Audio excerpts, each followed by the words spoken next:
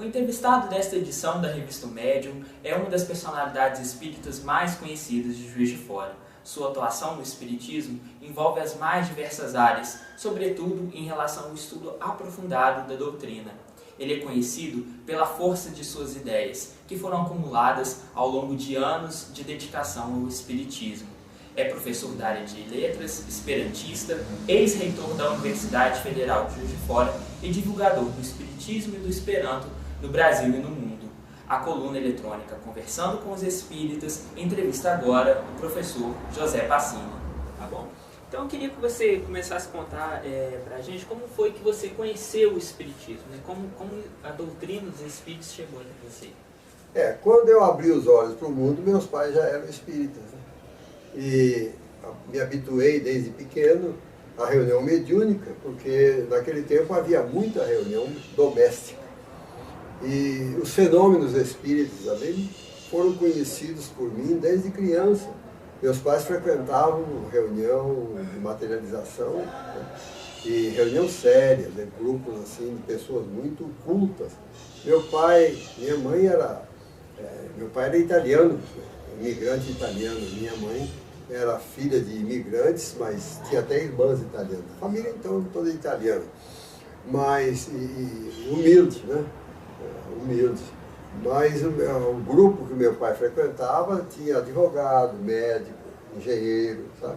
Era um grupo assim eclético, como costuma ser no espiritismo, né? As pessoas. Então era um grupo que estudava e tinha conhecimento doutrinário e tal.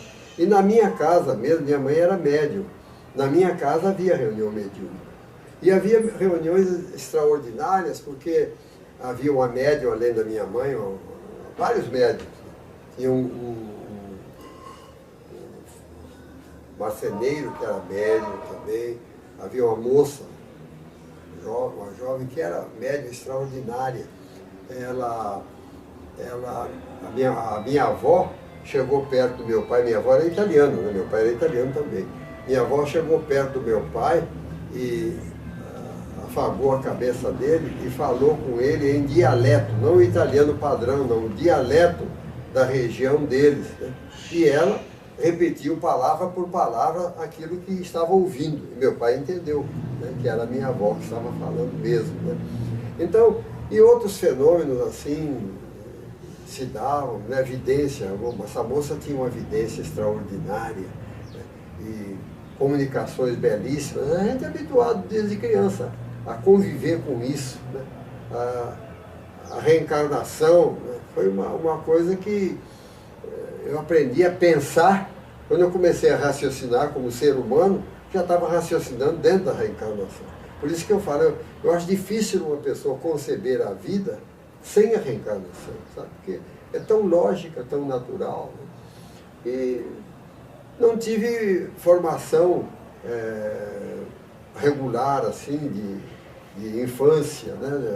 A evangelização da infância, naquele tempo não existia.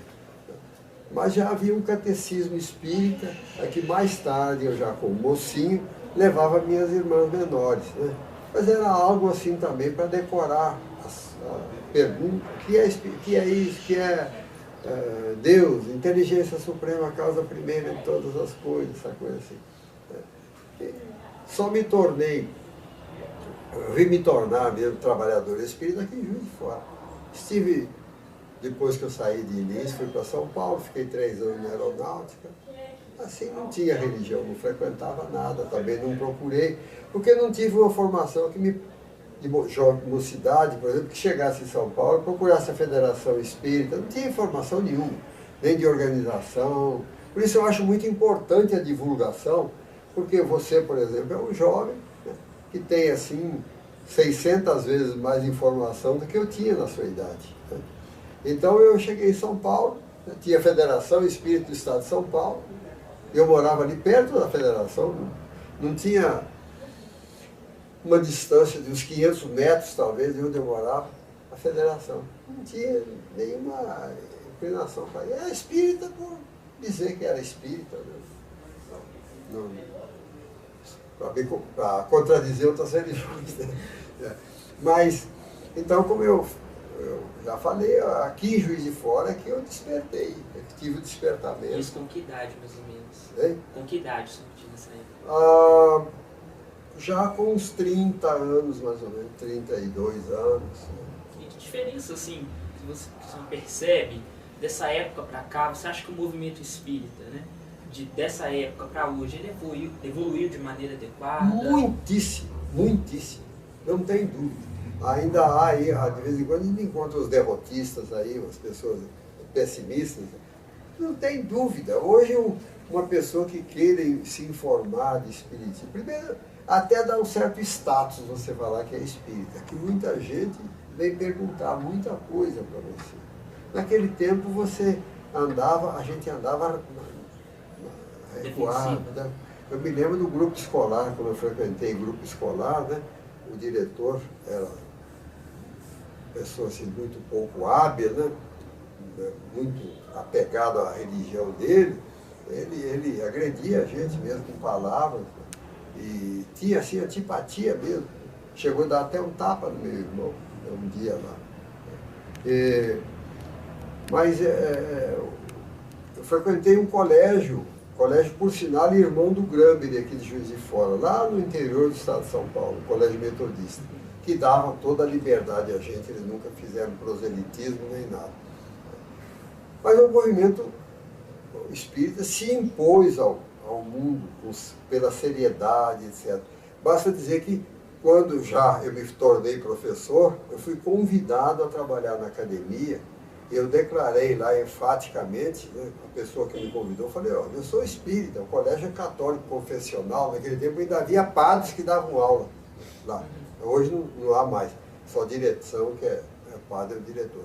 Mas naquele tempo padres davam aula lá. Eu fui convidado, não por dotes pessoais, mas é porque eu já era mais velho, era casado, quando eu terminei, logo que eu terminei a faculdade eu me casei. Então eu já tinha uma certa diferença do jovem que sai recém-formado, né?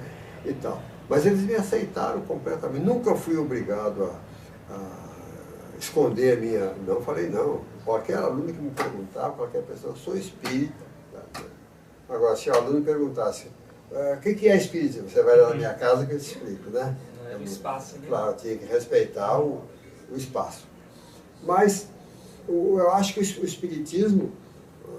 Quer dizer, não é o espiritismo que progrediu, o movimento espírita progrediu. A sociedade passou a aceitar, o espiritismo se impôs pelo trabalho, pela seriedade, né, que tem, né, e que leva, e pela objetividade da mensagem, que leva as explicações sobre a vida, que leva a tanta criatura que está aí desvairada, sem saber o que ela própria é, o que ela representa na natureza. Então o Espiritismo traz essa conscientização da criatura, né, localizando-a no mundo, no universo, chamando de eu sou um cidadão do universo. Né.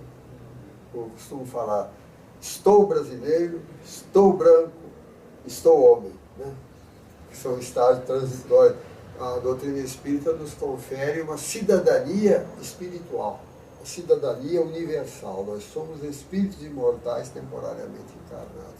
E eu acho que essa concepção, a própria ideia da reencarnação que foi trazida ao Brasil e à América do Sul toda, ou melhor dizendo, ao Ocidente, né, porque até o Espiritismo, né, a ideia da reencarnação era uma coisa exótica. O europeu olhava para isso, uma coisa de exotismo de oriental, essas coisas e tal. Mas o Espiritismo trouxe uma mensagem lógica, racional, né, iluminadora, né, que as criaturas estão passando a respeitar. Ainda quinta-feira, eu estava na ABB, Associação Atlética do Banco do Brasil, eu frequento lá. E estava jogando vôlei, acabei o jogo de vôlei, né? Passei lá por um grupo que estava sentado a uma mesa, um grupo de umas 6 ou 8 pessoas que se assentam ali, ficam batendo papo. E eles sempre me mexem comigo e tal. Então eu sentei lá e começaram a me fazer umas perguntas, eu comecei a responder, né? Aí juntou aquela turma de roda. foi um tipo de uma sabatina. Hoje eu estou preparado essa semana para isso. E quando eles falaram comigo, nós precisamos marcar um dia, aqui embaixo tem um lugar lá que tem umas árvores, né? E umas mesas, umas cadeiras, vamos marcar um dia aqui, só para um papo, né? Para a gente bater um papo. Então eles veem que o espírita tem muita informação que pode dar, né? Esclarecimento que leva, né? É que outras religiões não têm. Então o espiritismo não mudou, mas o que mudou foi a aceitação do espiritismo pela seriedade de muitos espíritas que estão à frente do movimento espírita, né? Nós tivemos aqui muitas pessoas que desencarnaram. Nós estamos vendo aí o Madison Mega, o Isaltino da Silveira Filho, que já desencarnou. São pessoas sérias e que propunham, assim, uma divulgação da mensagem espírita, né? Num nível que foi esclarecimento. Então, hoje, a aceitação é muito grande, né? Muito grande. A curiosidade, todo mundo quer ouvir o que o espírita fala sobre isso. Verdade, a gente vê que em um tempo razoável, né, modificou-se muito pouco. Eu dou testemunho da minha vida, dos meus 30 e poucos anos para cá, quer dizer, em 50 anos, vamos dizer assim, eu vi a diferença imensa que fez, né, no mundo do meio espírita. A diferença é imensa. E isso eu acho que também se reflete de alguma maneira, já que você até comentou um pouco isso, e a gente sabe que o senhor esteve durante muito tempo dentro da academia, né? Inclusive assim, aqui na Universidade Federal de Juiz de Fora. Eu queria que o senhor comentasse um pouco como é que se deu, assim, como o senhor vê isso, essa aproximação da ciência, né? Isso em todas as áreas do saber, tanto na medicina, até mesmo na literatura. Como o senhor acha que, como o senhor vê, né, essa aproximação do espiritismo e academia? A academia de comércio? Academia enquanto o pensamento enquanto acadêmico. Universitário. Né? Universitário, é. Olha, ainda existem muitos setores em que há a restrição, né? A restrição. Porque não por não aceitarem as verdades que o Espiritismo traz, mas simplesmente porque não querem discutir essas verdades, porque essas verdades vão fazer com que muita gente reformule a sua maneira de viver, a sua maneira de encarar a vida. Eu dou testemunho desses, eu falo publicamente. Na Universidade Federal de Juiz de Fora, há um departamento de ciência da religião. Esse departamento de ciência da religião já tentaram transformá-lo em curso de ciência da religião, que daria diploma, né? Daria um diploma, a pessoa sairia formada em ciência da religião. Porque visando, por exemplo, a formação de profissionais que iriam dar aulas de religião nas escolas públicas, né? É uma finalidade financeira, né? O Espiritismo nunca apoiou essa ideia do ensino religioso nas escolas, exatamente pelo profissionalismo, que vai permitir que muita gente, né, que queira ensinar Espiritismo não saiba. Então, na academia, aqui, o Colégio Cristo Redentor, assim chamado Academia de Comércio, eu dou testemunho lá porque eu fui o primeiro professor não católico a dar aula lá, da espírita de fé pública. Minha esposa também deu aula lá. Meus 5 filhos estudaram lá, desde o maternal até o terceiro científico, todos eles. Nunca houve uma pressão sobre eles. Não, nem sobre mim, nem sobre eles, nada. Eu também dei aula no Grambi, né? Também como espírita de fé pública. Então, agora, infelizmente, paradoxalmente, a Universidade Federal de Juiz de Fora tem um departamento de ciência da religião, né, que estuda várias religiões aí. Chamam de vez em quando aí um mestre de candomblé, chamam uma pessoa do Hare Krishna, como eu cansei de ver desfilar lá dentro, com aquelas roupas, etc. e tal, né? Mas eles não chamam um espírita para discutir reencarnação, discutir comunicação mediúnica, né? Não chamam. Eu cheguei a dar 6 horas de aulas no Seminário Santo Antônio, formador de padres ali da rua tornou-se velho, né? Eu fui convidado a dar uma visão do Espiritismo para 32 alunos, já do seminário maior. E me ofereceram 4 horas de aula, 2 e 2, né, geminadas. Eu, como bom mineiro adotivo, aceitei 2. Eu falei, se chegar lá, se houver um clima de desrespeito, etc., não estou disposto a enfrentar isso, nem a bater boca, né, vou me embora.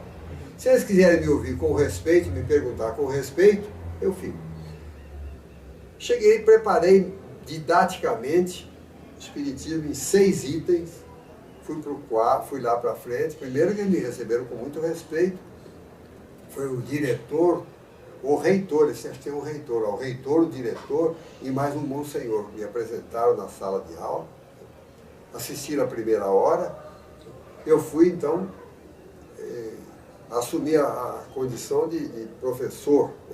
Falei, aqui eu sou um professor, vou expor o Espiritismo aqui, não como espírita, vou expor em nível acadêmico. Então fui para o quadro, botei a bibliografia lá, os 5 livros básicos da doutrina, e os pontos que eu iria me basear, né? A existência de Deus, a sobrevivência da alma, a imortalidade da alma, comunicação dos espíritos, a reencarnação, pluralidade dos mundos habitados e moral cristã. Esses 6 itens. Comecei, logo em seguida, começaram a perguntar.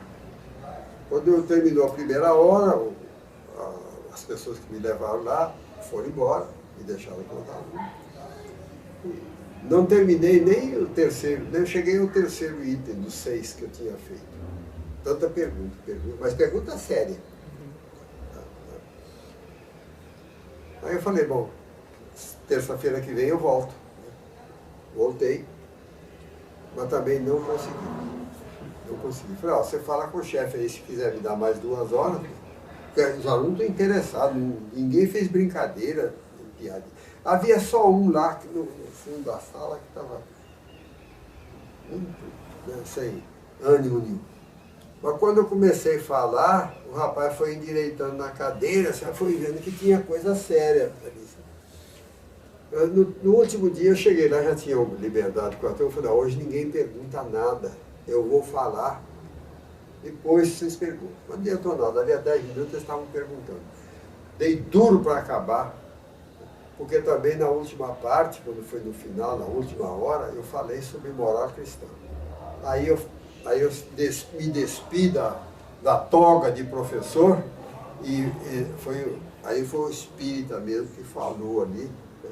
Falei mesmo com a convicção, falei do Evangelho de Jesus. Quando eu comecei a falar de Jesus, eu empolguei mesmo e falei a ponto do rapaz encontrar um colega meu da universidade que me levou lá para me apresentar. Ele disse, o Passinho é mais cristão que nós. Você acha que essa preconceito, digamos assim, em relação à religião, a gente sabe que existem alguns debates, até mesmo entre espíritas, que o espiritismo não seria uma religião. O que você pensa sobre isso? Eu penso que se o espiritismo não é religião, também nosso Senhor Jesus Cristo não trouxe nenhuma religião para a Terra. Agora, eu pergunto à pessoa que... há pouco tempo eu mantive uma polêmica sobre isso, com uma pessoa pela internet aí, o espírita, ele mantém a ideia que o espiritismo não é religião. Eu falei para ele, depende de o que você entende por religião. O que é religião? De acordo com aquele sentido mais antigo da palavra religare, né, que é religar a criatura ao Criador. Eu acho que se você se firma nisso, quer dizer, aquele anseio da criatura crescer para Deus, que é a religião, o espiritismo é a religião. Agora, se religião para você é aquele conjunto de atividades desenvolvidas no interior de um templo, através de rituais, né, o uso de vela, de fumaça, manuseio de objetos de culto, etc. Então, o espiritismo não é a religião. Depende, então, do que você conceitua a religião. É diferente. Porque, assim, por exemplo, ética, né? A ética. A ética do ladrão, eles têm uma ética. Ele não rouba do companheiro. Ele não rouba do companheiro, rouba dos outros. Acho que é legítimo roubar dos outros. Você vai dizer que ele não tem ética? Ele tem uma ética. A ética dele. Então eu digo, a religião espírita, né, é esse sentimento, né, esse desenvolvimento, a vontade da criatura de transcender os seus limites, no sentido de se aprimorar, né, se aproximar do próximo, né, e servir a Deus na pessoa do próximo.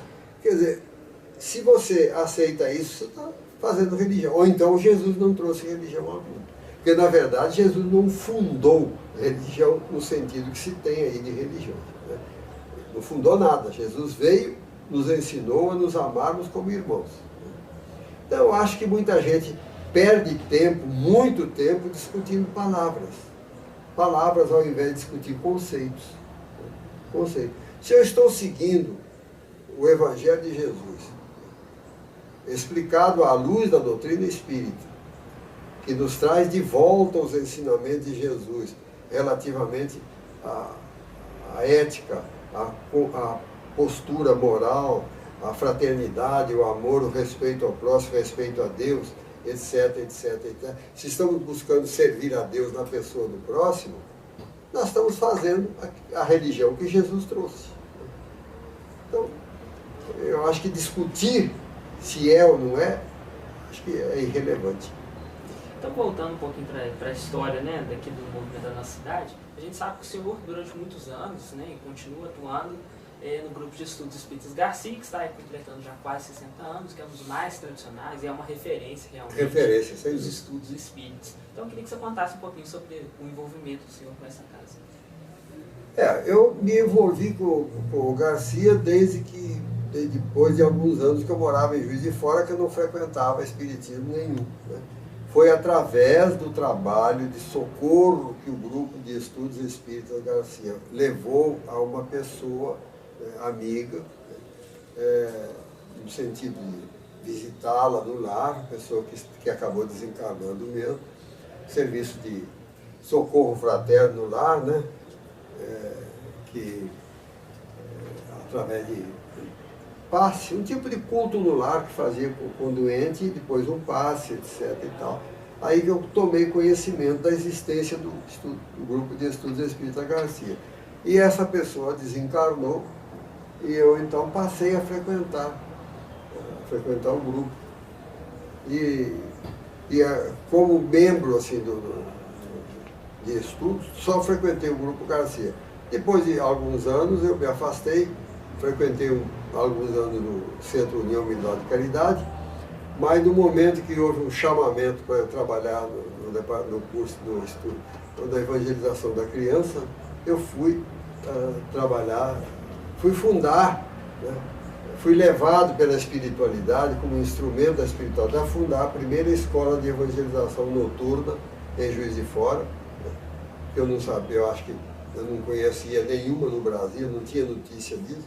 Foi a espiritualidade que botou na minha cabeça isso, ainda mandou uma pessoa na minha casa para me convidar para ir lá, e através da mediunidade da nossa irmã Nair, ela, sem saber de nada, que eu estava pensando, ela, sem mais nem menos, virou-se para mim e disse: Pacini, olha a evangelização para mim.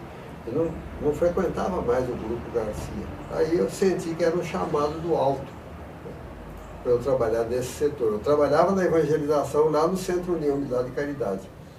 Aí eu voltei para o Garcia e fundamos lá a Escola de Evangelização Noturna, que deu exemplo para todos os centros de Juiz de Fora, que tem Escola de Evangelização Noturna. E eu não sei, hoje eu tenho notícia aí que há no Brasil muitas escolas.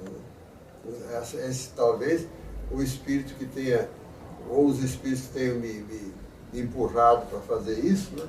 Também tenho soprado para outros lugares. A verdade é que eu me liguei definitivamente ao grupo de estudos espíritas Garcia, mas me liguei principalmente através da evangelização da criança.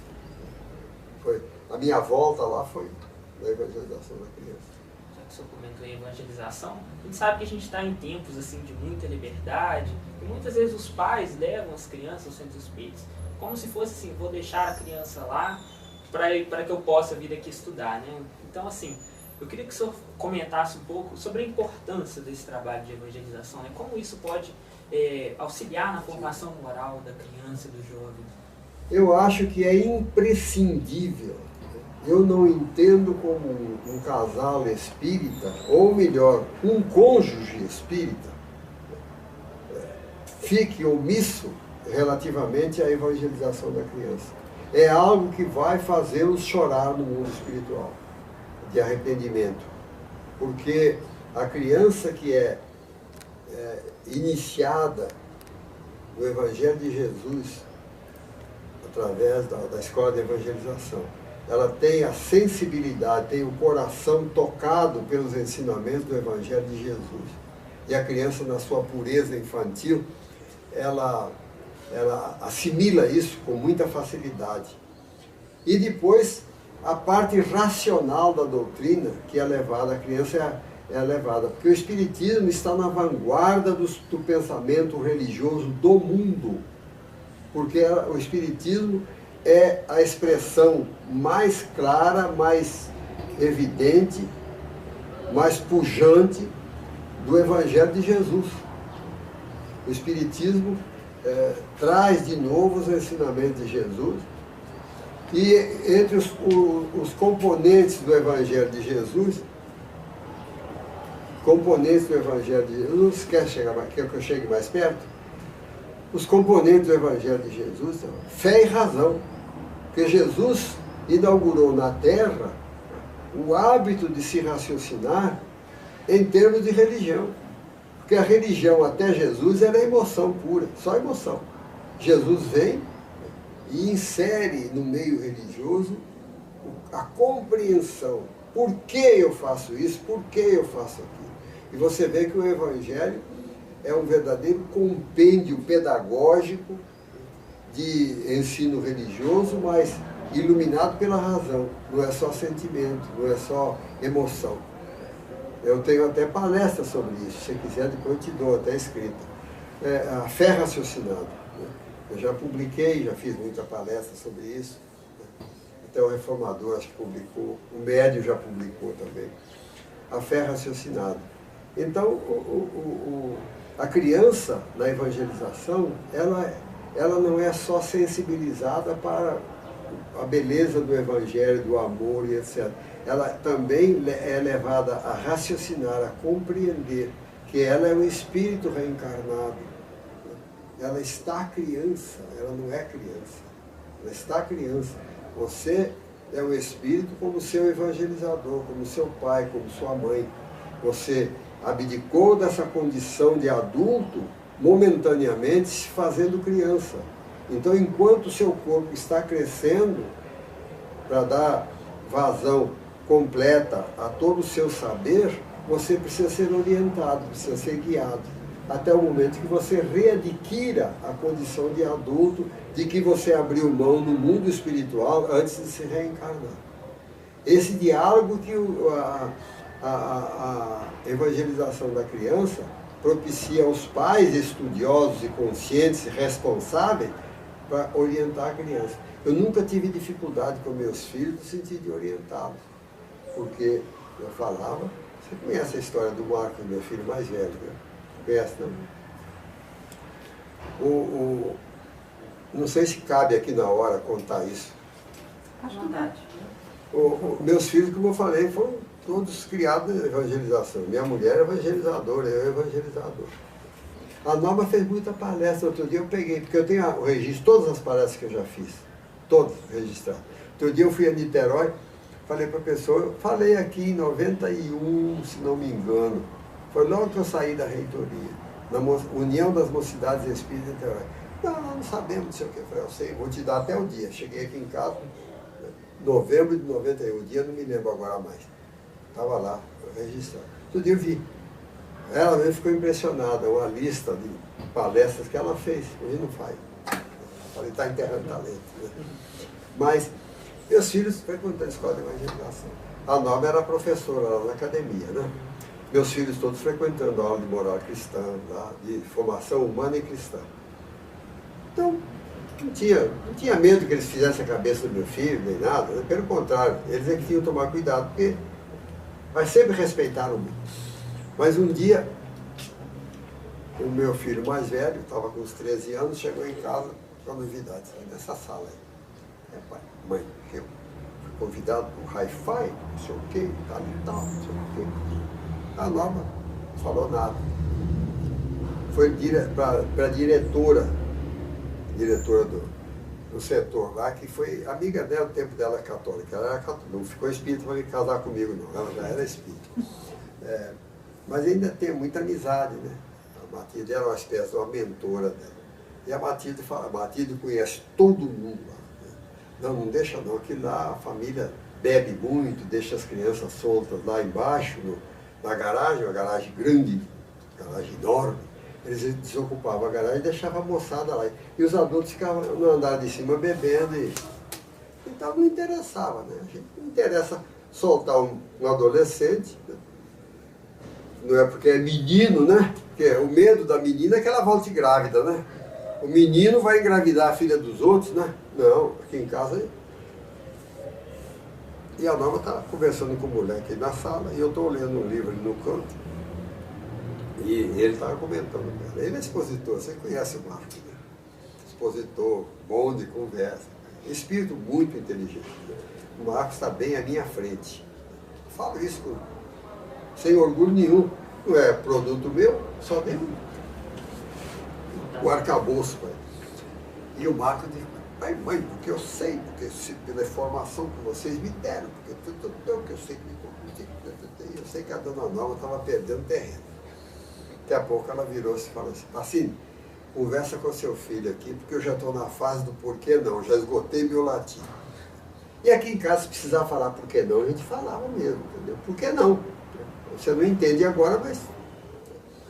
E é por causa da falta do porquê não que você está vendo essa juventude desvairada. Pais covardes que querem comprar filho. Né? E a gente sempre procurou tratar bem, etc. Mas ali dentro, a Norma é muito rígida. Até com os netos, pensa que ela é avó, amorosa, faz agradinho para os netos, mas na hora que precisa botar nos eixos, ela põe nos eixos mesmo, do jeito que punha os filhos. E soltou um rapazinho pro meu lado. E eu falei, aí eu falo isso em palestra. Aí é a diferença da religião espírita das outras religiões. Religião espírita não fica dentro do centro, não. Fica no seu lar. Ali dentro dessa sala aí, eu falei, Senhor Jesus, o que é que eu falo para esse menino? Porque eu não tinha recém-indo falando, meu filho, não vai, não. Eu queria conversar com ele e convencê-lo, mas eu não tinha argumentos. Senhor Jesus, o que é que eu falo para esse menino? A resposta veio na hora. Veio na hora. Isso que eu já falei aqui é decorrente dessa cola que os espíritos me deram. Porque eu, como falei para vocês, quando abri os olhos para o mundo, eu era reencarnacionista, espírita reencarnacionista, mas nunca tinha pensado nesse aspecto. Aí veio na hora aquilo assim. Eu virei para o Marcos, que era mais baixo que eu. Meu filho, você sabe que você é um espírito reencarnado? Ele arregalou 2 olhos. Assim, ué, pai, claro que sei. 9 anos de escola de evangelização nas costas, né? Vou fazer uma pergunta dela. Ué, pai, claro que sei. Que a ideia já tinha chegado aqui. Né? A cola já tinha me dado. Eu falei, pois é, meu filho. Você no mundo espiritual era tão adulto quanto eu. Você abriu mão da sua condição de adulto, se fazendo criança, inocente, dependente, e se entregou confiantemente nas mãos de sua mãe e minhas mãos. E nós prometemos solenemente perante os poderes maiores da vida, orientar você, guiar você, até que você readquirisse a sua condição de adulto, de que você abria a mão naquele momento. Nós temos essa promessa solene. Até que você seja adulto. Você já é adulto, meu filho? Ué, pai, claro que não. Eu falei, então como é que você quer que eu largue você no meio do caminho? Que contas eu vou dar a você no mundo espiritual? Se você se der mal, você vai dizer, você me traiu, me largou no meio do caminho. Que contas eu vou dar aos espíritos amigos seus que entregaram você, a mim e a sua mãe? Espíritos que talvez amem você mais do que nós. Aí eu falo para as mães assim, a mãe fala, ninguém ama meu filho mais que eu. Ama sim, bobona, já foi filho de outro daí. Né? Falei, que contas eu vou dar a você no mundo espiritual se eu deixar você fazer o que você quer, você se der mal? A responsabilidade será minha. Como é que você quer me pôr numa situação dessa? Tá bom, pai, foi dormir. Então, Pacini é um gênio, né? Gênio. Não, eu sei onde é que eu bato. Pedi e obtereis, batei e abrir-se-vos. Não vou pedir a Jesus para me fazer ganhar na loteria esportiva, porque eu não jogo, né? Mas a hora que eu preciso, eu peço. Mas veio a resposta, assim, uma coisa assim, impressionante. Nunca tinha pensado nisso, que é um argumento fortíssimo. Você é um espírito adulto como eu. Só que você, no momento, está criança. Seu corpo está crescendo, não dá ainda a oportunidade de você raciocinar como eu. Então você se entregou na minha mão, na mão da sua mãe, nas nossas mãos, para nós encaminharmos, guiarmos, guardarmos você, etc. E tal, até que você readquira as rédeas da sua vida. Isso é um argumento. Agora, você precisa ter dado uma base segura para a criança, né? Não é a criança não ter, assim, uma informação fraca, né? Então você é o espírito reencarnado. Eu acho isso aí, né, os pais que se entendessem um pouco, né, a facilidade com que tem no sentido de orientar a criança dentro da reencarnação. Você vê, por exemplo, até o problema racial. Eu tenho uma sobrinha que cria, o primeiro filho dela é um filho adotivo, negro mesmo. Eu também tenho um filho adotivo negro. Mas ele convive com os dois filhos dela, filhos naturais, né? Filhos consanguíneos, porque eu não falo adotivo, eu falo filho consanguíneo e não consanguíneo, porque adotivo todos são. Todos são espíritos que você adota, né? E então eles convivem assim, eles não têm noção de cor, sabe? Ele não tem inibição nenhuma. A irmãzinha tem orgulho do irmão, essa coisa toda. Por quê? Porque eles aprenderam desde criança, todos eles, né, aprenderam a raciocinar como espírito imortal. O corpo é uma roupa. Não, quando eu estou com essa roupa cinzenta, você está com a roupa riscada aí. Cada um tem a roupa que veste no momento que precisa. Então a criança aprende isso na escola de evangelização. Sabe? Quando é bem dada a aula, não fica só com aquela coisinha de cantar, etc. Você ensina a criança, etc. A criança adquire essa. Então eu vejo o trabalho de evangelização da criança como o primeiro trabalho da doutrina espírita, o mais importante, e continuando para o jovem. Né? Para o jovem. Porque o espírito reencarna com a finalidade de prosseguir a sua evolução. Por que você vai parar na criança e deixá-lo como muitos pais hipócritas, né, e comodistas, né, fazem? Não, não quero forçar o menino a ir ao centro, ele não gosta de ir ao centro. Agora, são fariseus, hipócritas, porque forçam o menino a ir à aula na escola. Vamos deixar meu filho crescer analfabeto? Eu preferia, se fosse me dada a oportunidade de ter que decidir, não, cresce analfabeto, porque a qualquer época ele pode aprender a ler e escrever. Se tivesse que ser escola de evangelização e escola de alfabetização, um rei déspota aí que me fizesse escolher, eu ponho na escola de evangelização. Porque com as luzes da evangelização ele tem mais facilidade para entender a vida e aprender rapidamente. E o grande perigo é de você intelectualizar um espírito antes de moralizá-lo. Porque Daí Jesus falar que veio para os pequeninos, para os pobres, para os humildes, para os simples. Porque aqueles doutores da lei, aquele pessoal todo intelectualizado, tinha muita dificuldade em entender, entendeu? As belezas do Evangelho de Jesus. Que eu tenho de passar para o próximo alguma coisa em nome da doutrina espírita. Por exemplo, o centro espírita, eu acho que tem uma responsabilidade muito grande na sua biblioteca de empréstimo e dos livros que ela vende. Por quê? Porque a pessoa, quanto menos conhecimento espírita ela tem, tanto mais ela valoriza o aval que o centro dá. Você conhece a história do pintor Apelles? Na Grécia Antiga, o pintor Apelles pintou um quadro e, como era costume ali, expôs o quadro.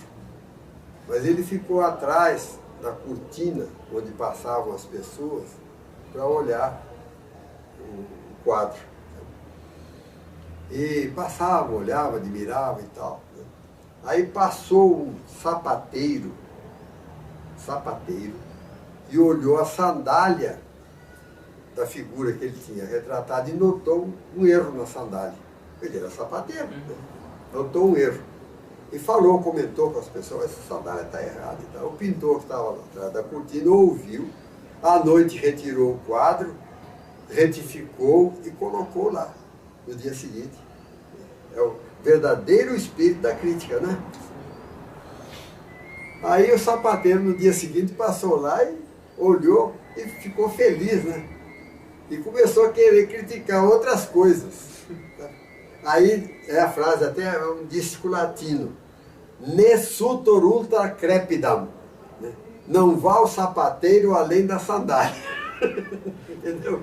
Isso é muito... Quando o sujeito quer extrapolar qualquer coisa, você vai ver essa frase qualquer hora aí. Ne sutor ultra crepidam. Não vá o sapateiro além da sandália. Os pessoal de direito usa muito isso, né? Quando o camarada quer extrapolar alguma coisa. Entendeu? Eu acho que é legítimo. Não só um direito, como é um dever do espírita. Mesmo que não tenha função nenhuma. Eu li esse livro, se alguém me perguntar, eu falo, não, esse livro tem esse. Então, por isso é que eu me dedico a esse trabalho, sabe? E principalmente para esclarecer os presidentes de centro. Eu peguei um e-mail de centro, de pessoa que tem... eu mando 23 análises. Toco na internet e falo, leia. Se você não ler, a responsabilidade é sua. Uma outra atividade também que o senhor costuma se dedicar também é o Esperanto, que a gente sabe que tem uma proposta, uma filosofia por trás disso, né? De que modo que o Espiritismo ele se aproximou dessa proposta e qual a importância dela? Eu fiz um seminário agora, domingo passado, na Federação Espírita Brasileira, 3 horas, de 9 ao meio-dia, sobre o Evangelho, Espiritismo e Esperanto. Tem esses 3 S que o Ismael Gomes Braga criou, os 3 S. Eu, a princípio, até reagi um pouco, eu achava que o Espiritismo e o Evangelho estão juntos. Então eu fiz até uma palestra, né? Se você quiser ver, eu te mando pela internet a palestra inteira em PowerPoint.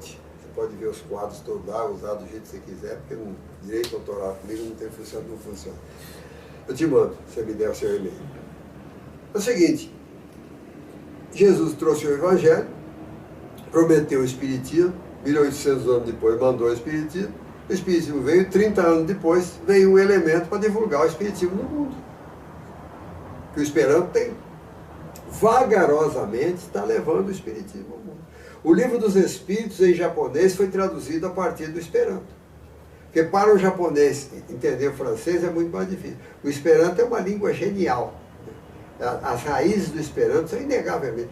Eu discuto Esperanto em qualquer nível que você queira. Já está encerrando, Passinho. Existe algum comentário, alguma coisa que você gostaria de comentar? Que a gente mas aí já falei igual a pobre na chuva. Tá bom, a gente agradece muito a sua participação, para enriquecer aqui o nosso diálogo, de conversando com os espíritos. Muito obrigado. Nada, disponha. O prazer é todo meu, estou pronto a falar. Da doutrina e do Esperanto eu falo a noite inteira. Eu não falo que eu vou falar até de madrugada, porque eu tenho um trabalho para fazer lá em Benfica hoje. Né? Mas vocês são bem-vindos a hora que quiser, eu estou à disposição. Me dá muito prazer. E me honra muito o fato de vocês terem vindo aqui me ouvir. A nossa também. Porque o que eu gosto mais é falar sobre Espiritismo esperando. Né? E o Espiritismo ainda mais sobre a evangelização da criança.